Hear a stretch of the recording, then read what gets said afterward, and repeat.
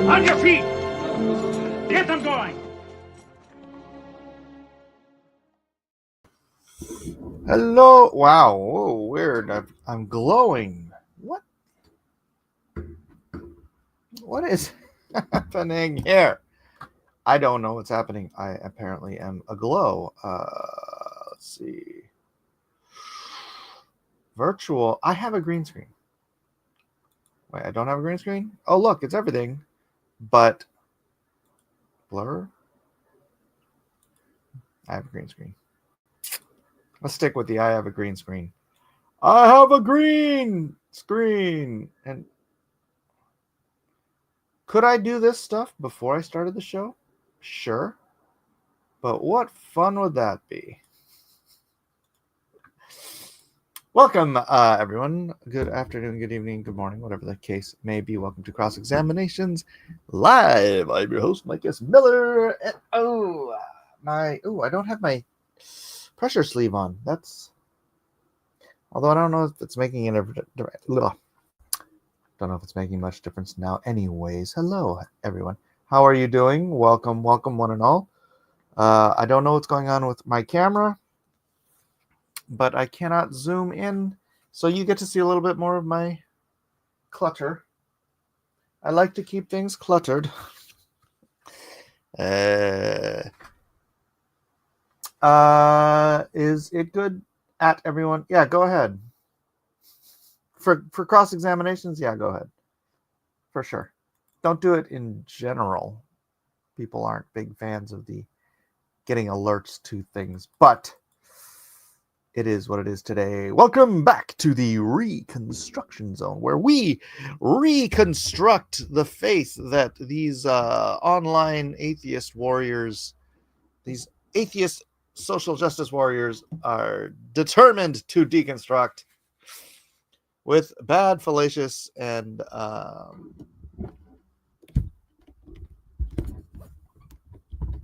irrational arguments.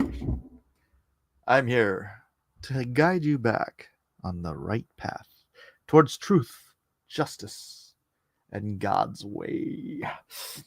Yeah, so until we do that, why don't we jump over and since like all the usually the atheist hordes don't show up until later in the show,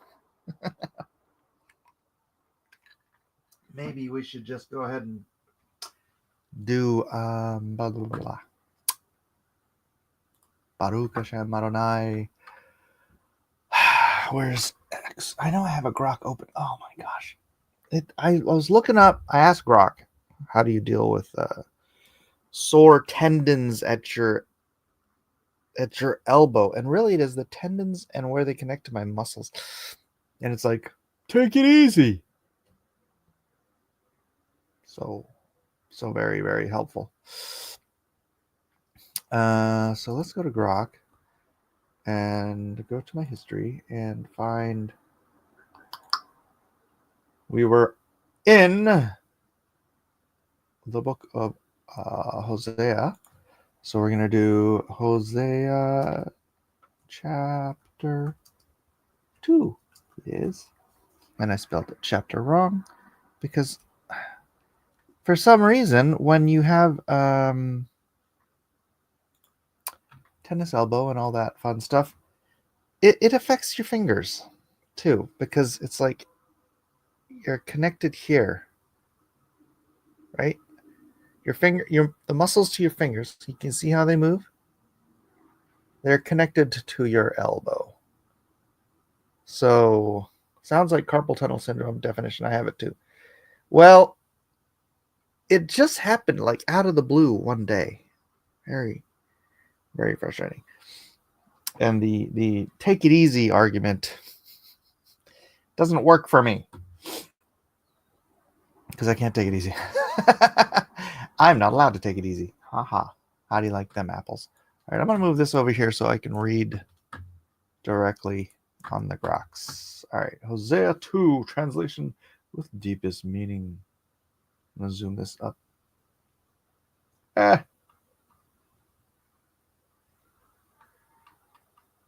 Come on.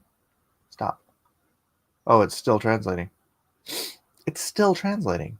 Interesting. Wow, Grok really takes its time. No, Grok, another different answer, please. So let me go share screen, share the screen, share the windows, and this is the windows. Okay. Hosea 2, translated with deepest meaning. Say to your brothers, my people, call to your sisters, pitied, for the Lord's heart turns, his covenant rekindled in the ashes of their shame. Contend with your mother, plead, for she is not my wife, nor I her husband. Let her cast off her harlotry from her face, her adultery from between her breasts, lest my love turn to wrath. Or I will strip her bare, leave her as the day she was born, a wasteland, parched as desert, slain by thirst, her glory withered under my righteous gaze. Her children I will not pity, for they are offspring of harlotry, born of a faithless womb, their heritage stained by betrayal. Their mother, poor Hosea, actually had to marry this broad. Their mother played the harlot. Poor God had to actually marry Israel. This is what this is, right? Their mother played the harlot. She who bore them shamed herself, saying, I will chase my lovers who give my bread, my water, my wool, my flax, my oil, my wine, her heart blind to my provision.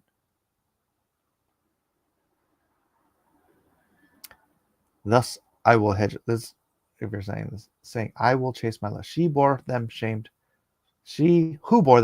herself, saying, I will chase my lovers who give my bread, my water, my wool, my flax, my oil, my wine, her heart to my provision. This actually kind of happened to my grandmother.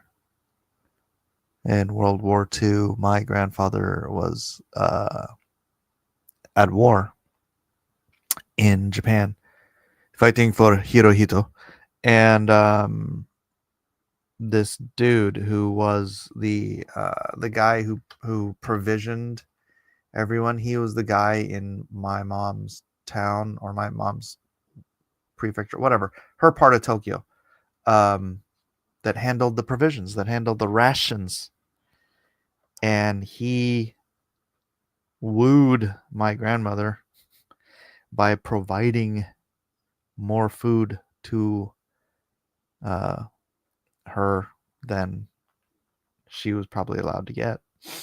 And by the time my grandfather got home from the war, my grandmother was pregnant, so he just turned around and walked away. All kinds of fun. Anyways, sorry about that, squirrel.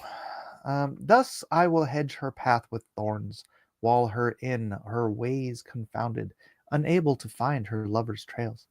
She will pursue them, yet not overtake. She will seek, but find them not. Then she will say, I will return to my first husband, for life was better then. Her eyes opened to my steadfast love. I think this is all prophesying Israel's return to Christ. She knew not that I gave her grain, new wine, oil. I multiplied her silver and gold, which she forged into Baal's idols, her gifts twisted into betrayal. So I will reclaim my grain in its season, my wine in its time. We shall serve no wine before its time. Wow, they stole that from the Bible. Snatch back my wool and flax that clothed her nakedness, my bounty no longer hers. I will uncover her shame before her lover's eyes. None shall rescue her from my hand, her disgrace laid bare under heaven's witness. I will end her mirth, her feasts, new moons, Sabbaths, her solemn days, their joys silenced by the weight of her unfaithfulness. I will ruin her vines and fig trees. She called them lovers' wages, but I will make them a thicket, a haunt for wild beasts, her delights devoured by desolation. I will visit her for the days of the Baals, when she burned incense, decked in rings and jewels, chasing her lovers, forgetting me, says the Lord, her infidelity a wound in my covenant heart. Yet behold, I will allure her, lead her to the wilderness, speak to her heart, my voice a tender whisper, calling her back from exile. There I will give her vineyards, make the valley of Achor a door of hope. Actually, I think it's pronounced Acker. She will sing as in her youth, as when she rose from Egypt's chains, her heart restored by my mercy. It's funny reading things like this, reading like names. This is why I actually enjoy reading like genealogies and stuff, because you realize the unbroken heritage of the places that were named after the people who were named in like the Genesis genealogies, right? Like I don't know, if I look up Acre, that might be a person in the Bible who founded this city. But then what I think of when I hear Acre, even though this was written, when was this written? 3,500 years ago, something like that. Acre is a town in Israel during the Crusades that was held by Ottomans. So it's it's throughout history. It's like from, I bet you. Let me go to Blue Look. Let me find this. I bet you we can find the first mention of Acre. Acre. 5 times in 5 verses. Under the Valley of Acre, the Valley of Acre, Valley of Acre, Valley of Acre. Oh, no. First is in Hosea. No, wait. No, the book of Joshua. We're reading Hosea. It goes back as far as Joshua. So right out of the Exodus. We go right into Joshua. All right. But that stuff interests me just because the consistency, right?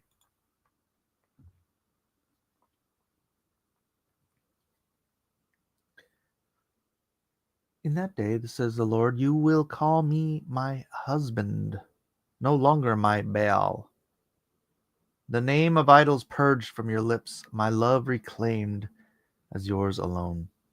I will banish the names of the Baals from her mouth, never again invoked, their shadow erased by my redeeming hand. I will forge a covenant for them with beast, bird, and creeping thing.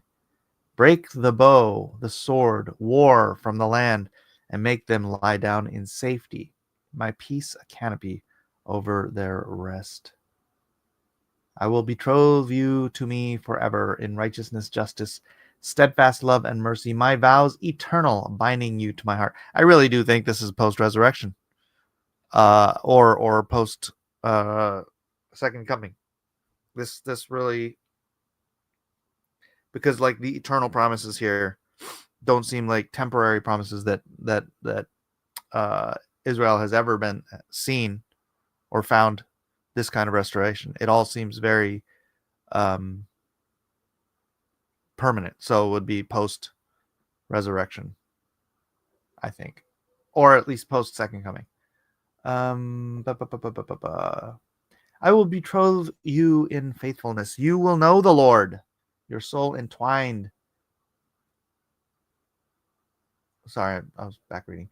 Your soul entwined with my truth, your love no longer straying. Yeah, this has to be post second coming. In that day I will answer, says the Lord. I will answer the heavens, they will answer the earth, a chorus of creation echoing my grace. The earth will answer with grain, new wine, oil.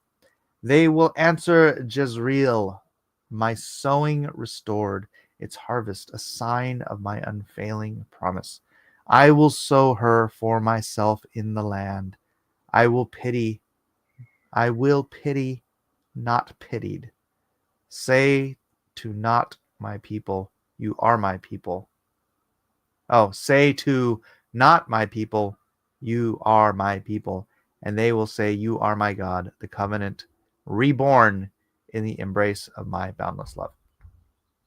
Yeah, I fully believe that is all end time, second coming type prophecy. That seems the only kind of fulfillment that could be found in.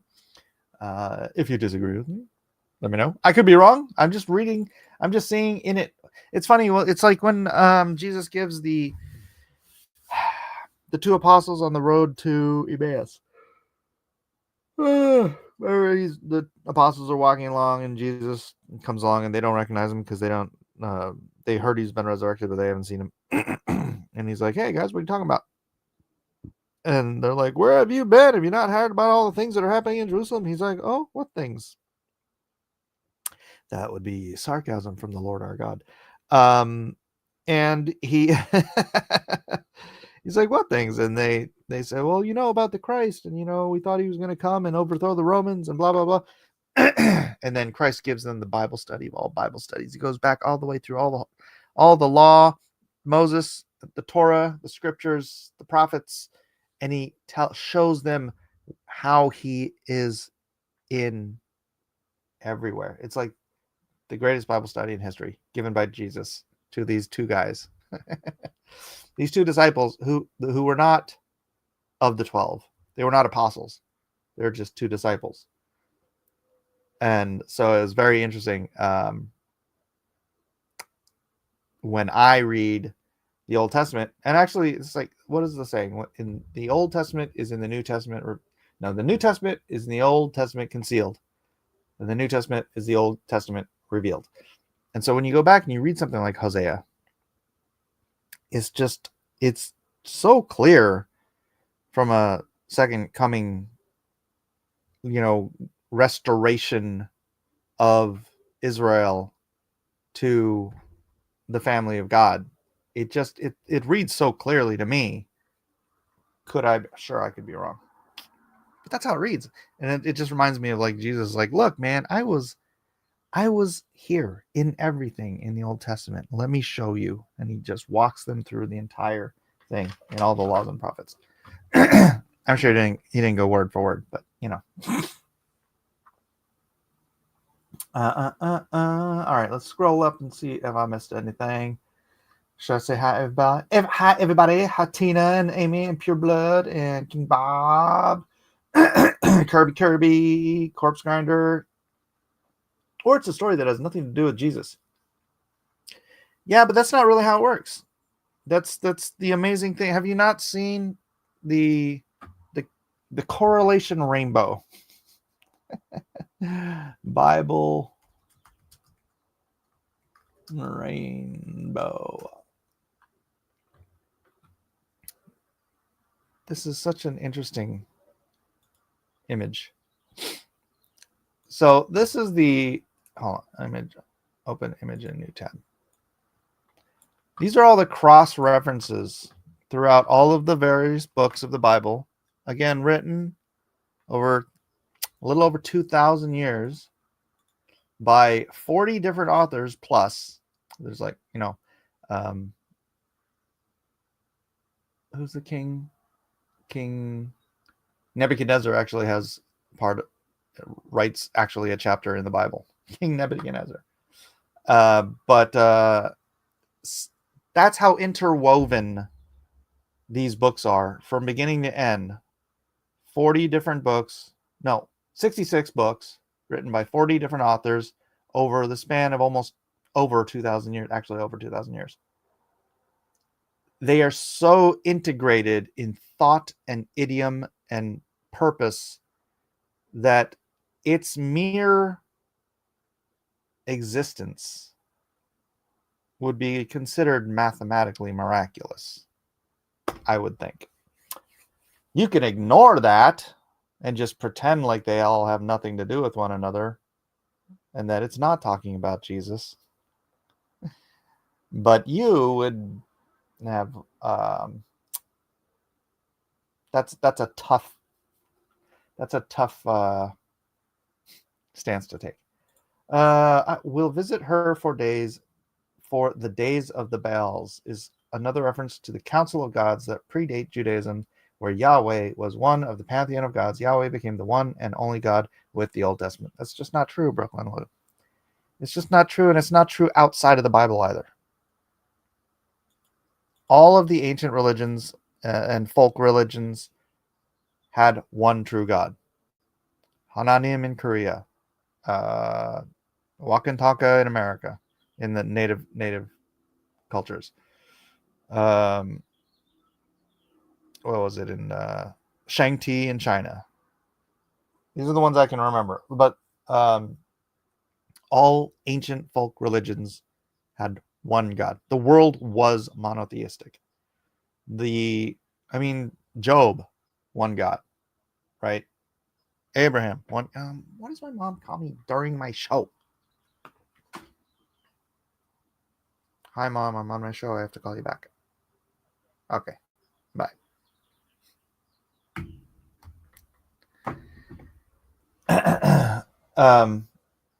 The polytheism thing, I'm a Christian. I believe in demons and people, fallen angels taking the God place, but the one creator, heavenly emperor God was ubiquitous in early manhood or early mankind. Ba Black Sheep foreshadows the hardships that old Mother Hubbard had to endure. What? I don't know what that means. This is ancient writings, of course. You or anyone else can be wrong. That's a point. You have one particular interpretation. Others have different ones. That's the Bible. Unclear. It's weak sauce. Are you talking about this? This? Are you saying this is weak sauce? They should expand this rainbow because there are references across the world that reference events in the Bible.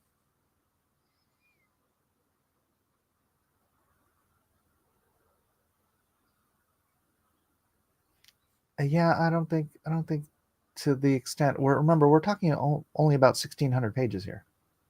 We're talking about 1,600 pages of text. It is interwoven. It is interconnected. I mean, you can pretend it doesn't matter, but that's fine. You're going to pretend everything doesn't matter. You're never mind, Kirby. I was thinking of your course grinder. Your big K is throwing me off. Example is the day the sun was witnessed across the world in the same time where it did very strange things. Well, Noah's Ark. Noah's Ark is in every freaking culture and planet practically. Stop lying about everyone having one God. That's ridiculously false. Shang-Ti was the one God worshipped by the earliest Chinese in the Shang dynasty. Go look it up. Hananim was the one God worshipped by the earliest Koreans. Well, it's probably their name for Shang-Ti because they split off from the Chinese. Wakan Tonka. I'm pretty sure all of us have heard of Wakan Tonka. That is the name of the Indians for the one heavenly king or heavenly emperor, however you want to phrase it. There was religion predating Christianity. Really? Thanks, Brooklyn Lou, for stating the obvious. Ancient Canaanite religion before Judaism.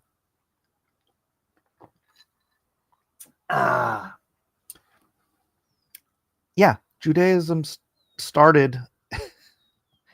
I don't know what you're arguing. Yahweh in this religion was one of many gods. No, he wasn't. Lou.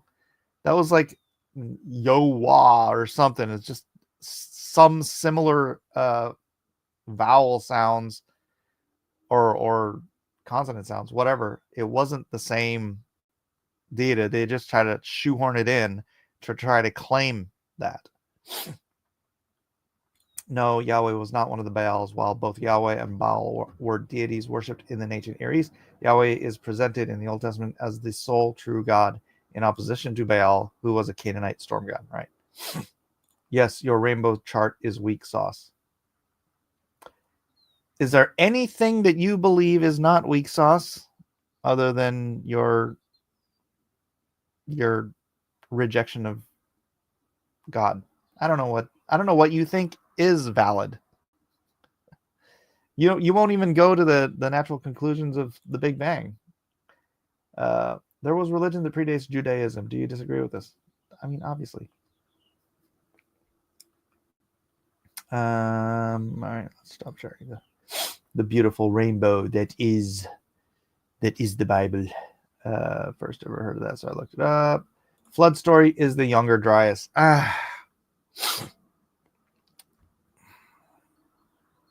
The Younger Dryas is a theory, probably based on the flood stories. But the flood stories are ubiquitous. 300 plus, I think it's like 314 different flood stories from disparate, disconnected, unrelated cultures around the planet. And to say they all have these connecting story ideas based on based on local flooding, that they somehow turned into a global flood. Here's a stupid thing about that argument. They all had one family survive the flood. Right? One righteous man and his family survived the flood that wiped out everything else on earth.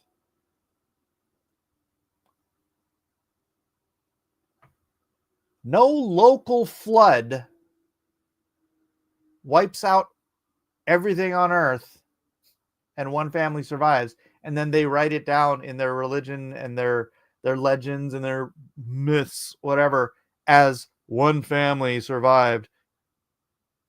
It's dumb.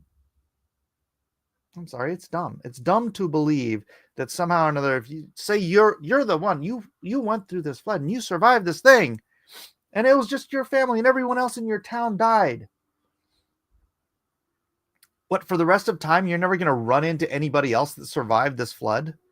And then you're going to be like, oh gosh, I guess it wasn't a global flood. I guess other people did survive. I guess I should not write down that I'm the only one. Me and my family are the only ones that survived. We shouldn't write that down because obviously it's so dumb. And if say even that happened in one case, right? There's 300 plus of these stories around the globe.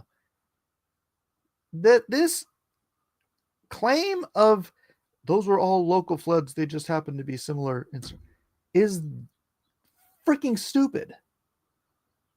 It is grasping at straws to ignore what is the most historically validated event in ancient history.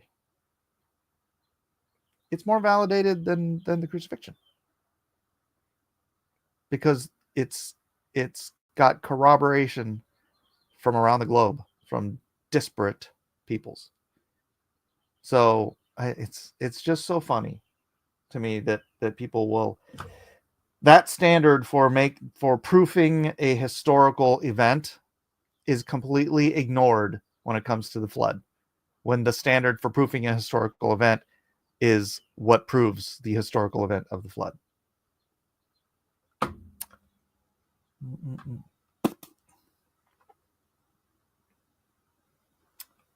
Yeshua, a skewed Jew, says Yeshua actually followed El and is why he got crap from the Pharisees. Based. Testable, repeatable experiments are pretty reliable. Stories are not. If you're going to use that standard for history, then you can't believe anything in history. That's what we're talking about. We're talking about history. We cannot recreate the flood. We cannot recreate the resurrection. We cannot recreate George Washington crossing the Delaware. History is not testable via scientific method. It is testable through witness testimony. And when you have 300 different accounts with similar, events from disparate witnesses around the world, it is the most ironclad event in antiquity. It's not science, it's history. That's why they teach them separately in school. You understand that I do not know or believe in any gods? Yes, I do study religion, though, and scholars who study ancient Canaanite religions disagree with you. I don't care. Scholars are wrong all the time. Flood stories all happened at different times, and some only local, but it's at the same story, and your group has the right interpretation. Well, of course, we believe we have the right interpretation. We believe our version of events was given by God. The fact that that version of events is corroborated by disparate people around the globe adds credence to the fact that it happened. Or it could be a warning to people because we all tend to build near water sources. Wow, you're grasping at straws that aren't even there. Just the debris in the water would have smashed the ark to bits. The debris of what?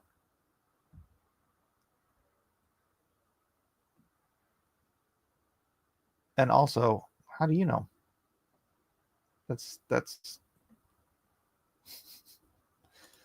silly argument. Africa didn't get the flood. All the fauna survived. You know that Noah's kid Ham raped him when he was drunk. That's a Ham raping Noah. That's a conjecture. It's a possible conjecture by the wording in Genesis, which is kind of gross. And then, also Noah's reaction. Although I think Noah's reaction would have been more along the lines of kill that kid, not curse his, grandson's lineage? I think Canaan was Ham's grandson or something like that. He was of the lineage of Ham, but he didn't curse Ham. He cursed Canaan, from which we got the Canaanites, which were wiped out by the Israelites. So it all kind of worked out. It all kind of worked out in the end. But Africa didn't get the flood. All the fauna survived. Wrong. The oldest tree in the world is 4,500 years old. There's no reason it couldn't be 6,000 or 8,000 or 10,000 or 20,000 years old. But it's only 4,500 years old. When was the flood again? Oh, yeah. Weird that. Why did it take over 1,000 years to mention Noah and Moses? What are you talking about? What are you talking about? Tell me what you mean. Brooklyn Lou, I know one of my buddies in the video, Divine Council. I can't remember what it was about. I have a horrible memory. I don't take history as an absolute fact and don't need to. No, you take theories as absolute facts, Corpse Grinder. You take theories by modern men who were nowhere near the histories of actual events as fact.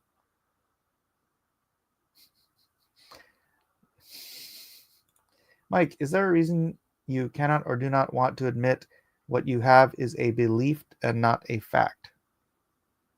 Well, I believe it's a fact.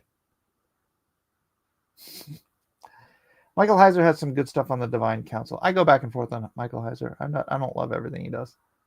Or did. Rest in peace. How come Matthew has Yeshua going to Egypt and Luke didn't? And there's no eyewitness in the Bible at all. The Gospels are anonymous and written after Mark was the earliest after 70 AD. False. All of that is false. Well, not the how come Luke didn't. Why does every account have to have everything They're not just carbon copies of each other. They're different accounts from different people, and they don't contradict.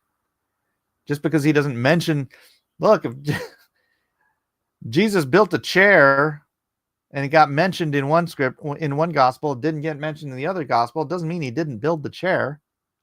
It just means it wasn't important to one person telling the story. So silly.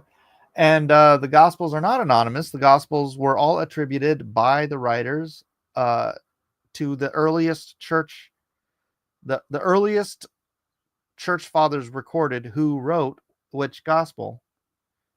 And Mark was, no, you're confusing the fact that the earliest extant copy of any of the gospels is around 70 AD, 70, 74 AD, something like that. And it was written back and front, which means it was written in a codex, which means it was in publication. So you're talking about something that was in publication around 70 AD, which meant it was written prior to 70 AD, which it was the Gospels were probably written within 10, maximum 20 years of Jesus' death. So, I mean, that's how they spread the gospel. It wasn't just orally church to church, right? They started writing this stuff down.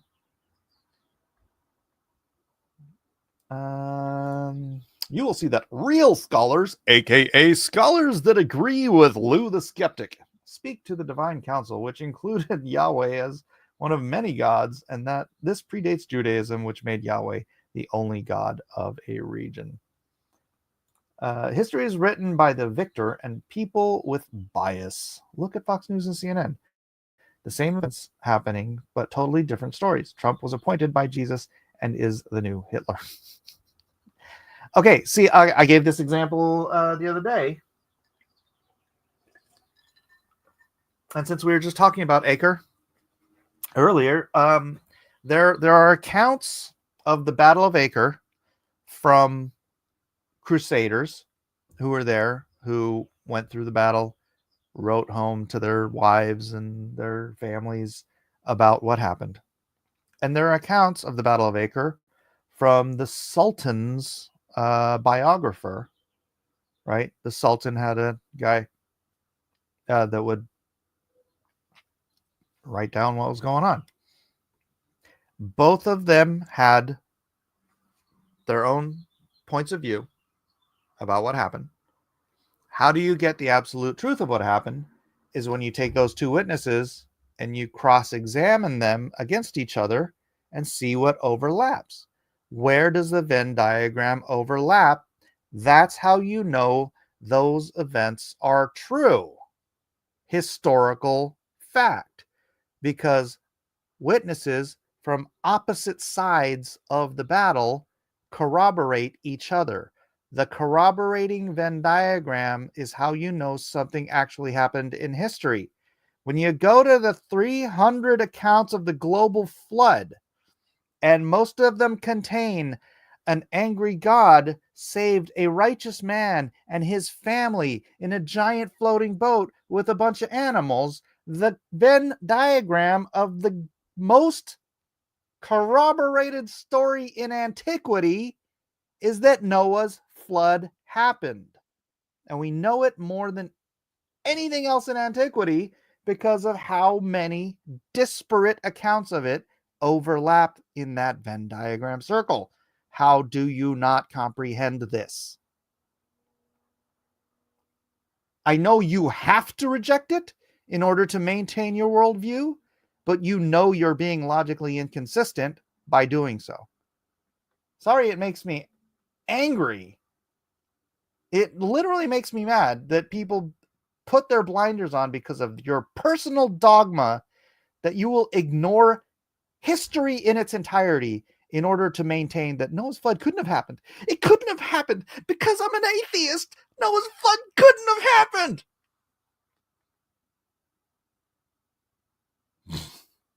Frustrating beyond all measure. Silly, look it up, bud. These are righteous. Why did Cain go to the city after? Bro, I answer this crap all the time.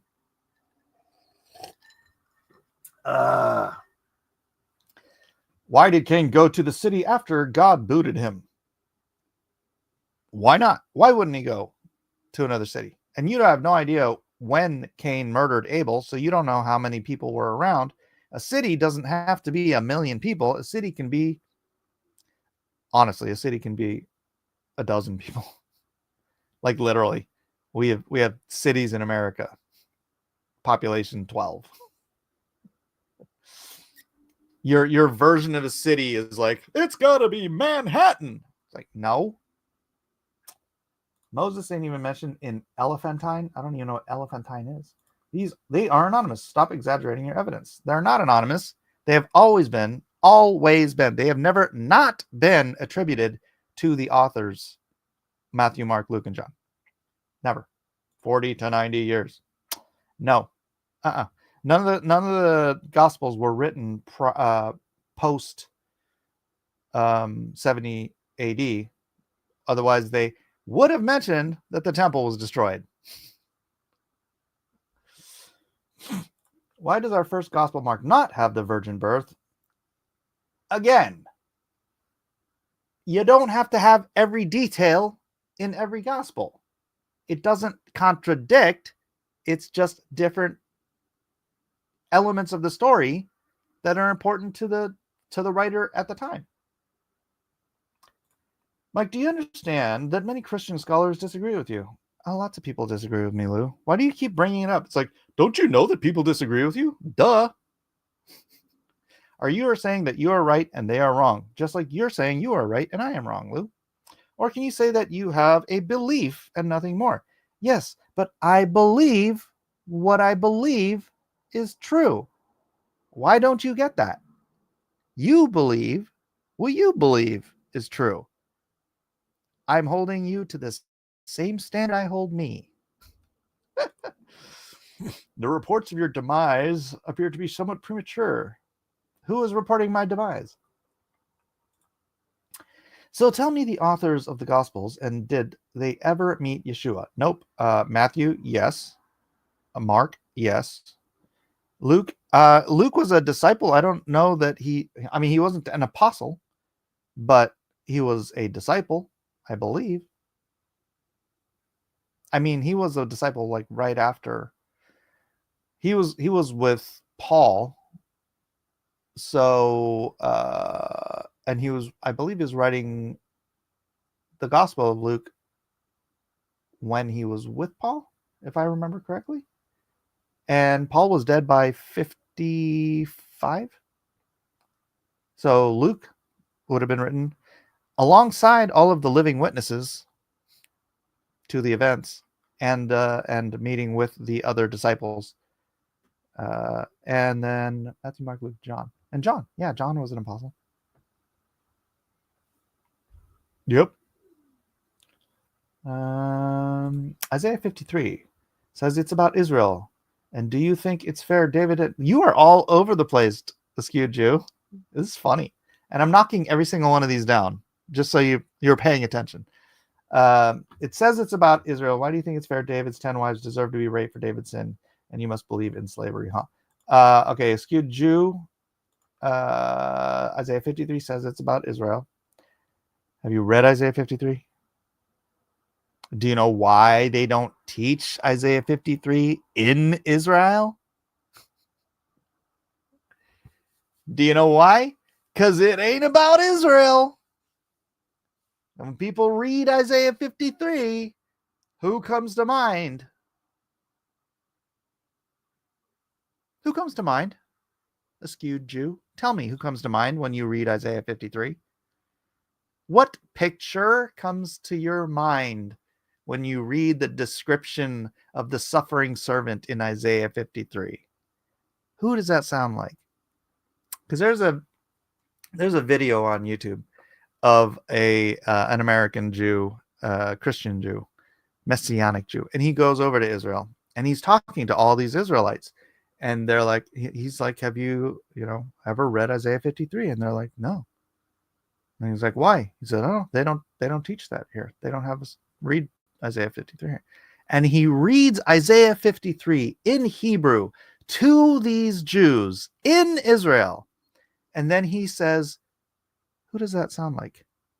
And every single one of them. That sounds like Yeshua. That sounds like Jesus. That sounds like Jesus. Isaiah 53, in Hebrew, 2 Jews, in Israel. They don't say, that sounds like Israel. They say, that sounds like Jesus. Do I think it's fair David's 10 wives deserve to be raped for David's sin? Well, it does say Absalom slept with them. It doesn't say he raped them, which would speak more to their willingness than anything else. Do I think that's right? No, I do not. And I believe in slavery? Yes, I believe slavery is real. As we know not what God did before, neither what he will do after the world, Augustine smartly answers this saucy question, that God was making an hell for such over-curious busybodies. Other flood myths don't match Noah's flood myth. Okay, did you not understand?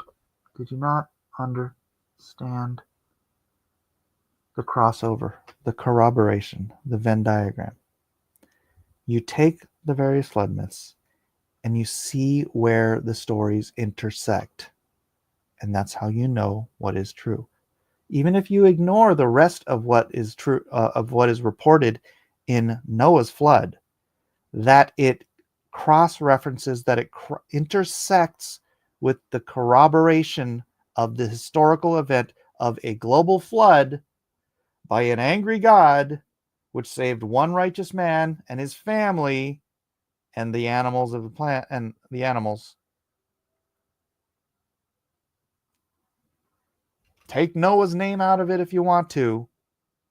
That event happened. You can't argue anything else in antiquity, in anything prior to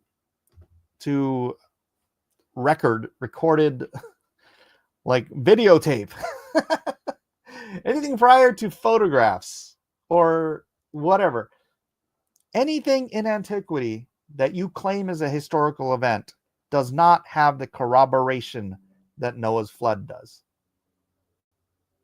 I can't think of a single freaking thing. Because in most cases, even wars, you have one culture with the story, and then you have another culture with the story because they're the ones at war. And then you can cross-examine those accounts and see what corroborates, and then you get closer to the idea. Even World War II. We're taught this very American version of World War II. But you know who else has a version of World War II? Russia. Russia has a historical version of World War II that's not going to line up with ours, but there's going to be corroborating events. France, England, Germany, Australia, Iraq, Turkey, they all have corroborating events in their versions of World War II, right?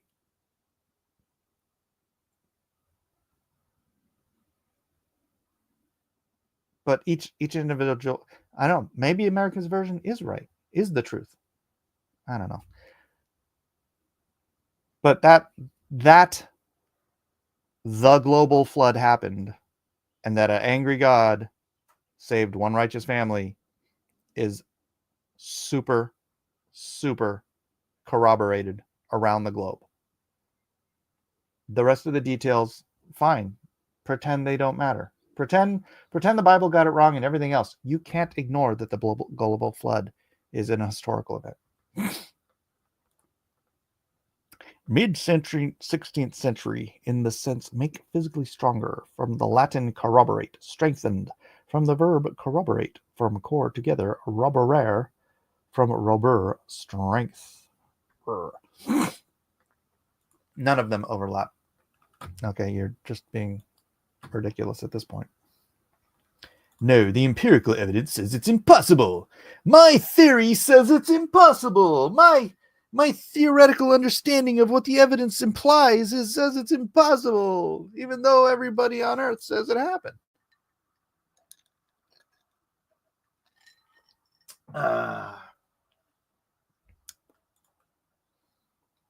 So in 2000 years, they find Trump Tower, 500 media clips about Trump from Fox News and right-wing preachers, and a history book with Trump as the last president elected.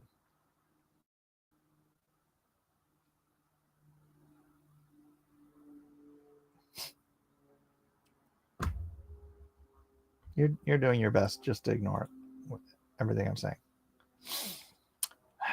Should they believe Trump was elected by Jesus? Oh, brother. What's up, Islam dies? Excuse you. Baal was the coastal storm god, and Yahweh was the interior storm god. Okay, but that's not Yahweh. There's good evidence from church history, Eusebius, Clement of Alexandria, and Irenaeus, that Mark was written about 60 AD, which is a reasonable date compared to 50 AD.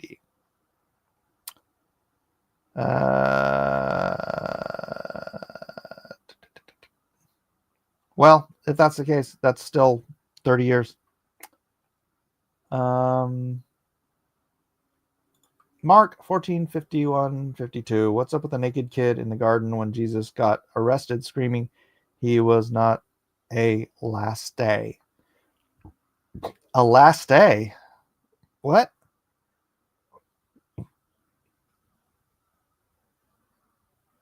What's up with the naked kid? Yeah, I don't know. I don't know why a kid. He wasn't naked. He said his clothes fell off. So, I mean, they didn't have, like, they weren't wearing trousers. They basically wore sheets that were, like, tied around their bodies. So some kid runs off. His clothes fall off. It's not terribly. And why would he run away so fast and not pick up his clothes when there's a freaking army of people with swords and staves coming after them in the middle of the night? The word Baal has its origin from Proto-Semitic root ba, which means husband, master, lord.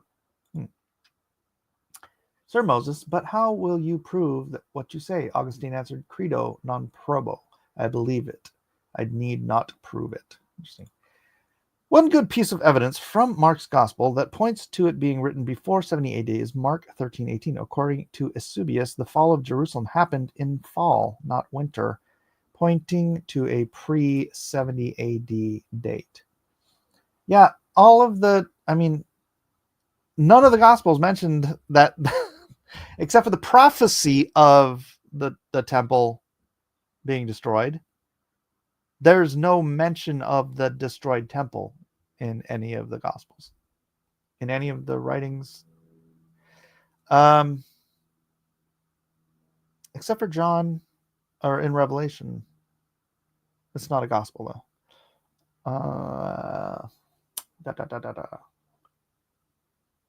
I think you're referring to a fat, angry ginger that is known as a liar. It's possible. Is he still going on about stuff? Golly. It's not about Israel. That's right.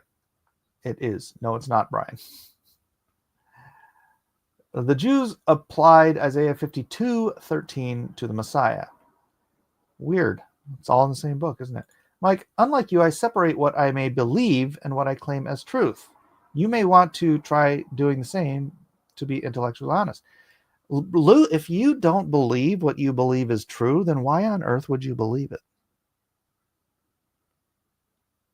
That's always boggled my mind. This argument that people make that, well, you believe what you believe is true.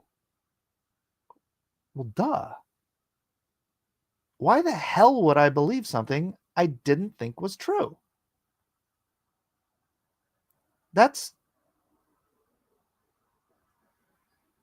Forgive me, that's freaking retarded. that is beyond retarded. That's who goes around believing what they believe isn't true. That's Lou, why are you even making this statement? It's dumb. You're not dumb, so that's why I'm asking. Why are you making this freaking stupid statement? Behold, my servant the Messiah shall prosper. He shall be exalted and extolled and shall be very strong. Targum Jonathan. I don't know what that is.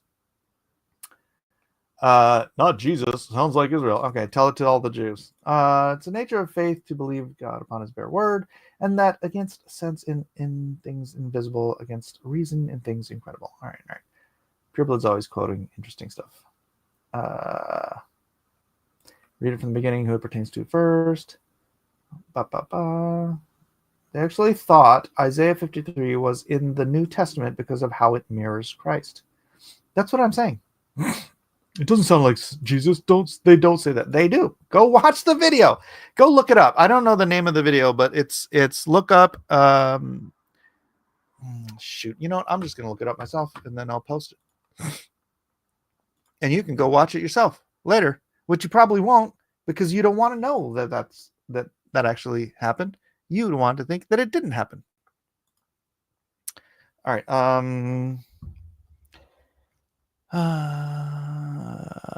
Messianic Jew goes to Israel to ask Israeli Jews about Isaiah 53. And I'm not going to play it here. I'm just going to give it to you.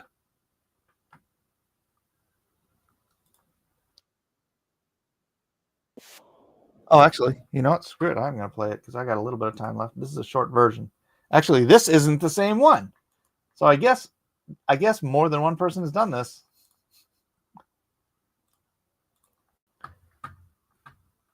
He was pierced for our transgressions. He was crushed for our iniquities. And by his wounds, we are healed. Is this from the Tanakh or the New Testament? זה מהברית החדשה או מהתנ"ך? ברית החדשה. מאיפה אתה חושב שזה, מהברית החדשה או מהתנ"ך? ברית החדשה. New Testament. New Testament? New Testament? I say new. What makes you think it's from the New Testament? Like Jesus was, like we put our sins on him. That's what they say. Right. Right. So I Right. feel like that's more of what it's coming out. Okay. Anything else? In the Old Testament, it's like we take for our sins. We don't put it on someone else.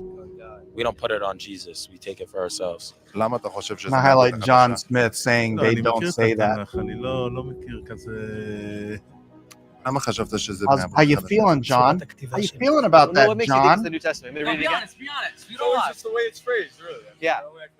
So this is phrased from the prophet Isaiah 700 years before Jesus was born. זה מהתנ"ך. זה מהתנ"ך, כן? וואי. זה מהתנ"ך. זה רשום בישעיהו, ישעיהו נ"ג. It's from the Old Testament. Yeah, it's from the prophet Isaiah, 52 and 53. I think we should all try to be good people, but we can only really be good if we go by God's standard. Because if we make up our own standard, then there are people think that what Hamas is doing is good. You think the first Messiah came? That was Jesus? I believe he came for his first coming. Do you know what it talks about, the in-between, what happened?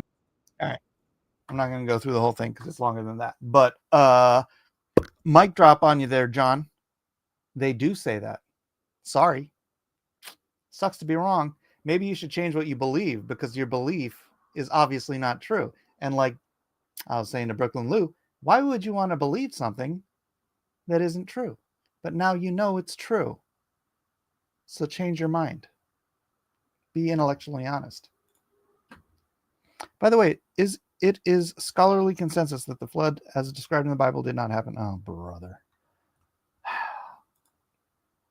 All right, I'm going to scroll down to the bottom because I got no time and I want to see what you guys were saying. There's a lot of things. Yes, the entire Judaic religion thinks that this was about the nation of Israel. There was just a video on the screen, Lou. Did you see the video I just played on the screen, Lou? Holy crap. Holy crap. Are you serious? Yes, it exactly refutes what you said if you were referring to when I said that they guys went to Israel and read them Isaiah 53 and they thought it was Jesus. Unless I'm wrong about what you were saying, I was wrong about, which is entirely possible. So that's Uneducated. The dude was a freaking rabbi. Why are you all so belligerent? You just are so dogmatic about your dogma that reality can slap you in the face and you ignore it completely. It's amazing. You are the most devoutly religious people I've ever met. You ignore the truth right in your face. It's amazing. And I got to leave it there. Thanks everybody for being here. God bless you all. Astonishing the faith of the atheist. God bless. We'll see you next time.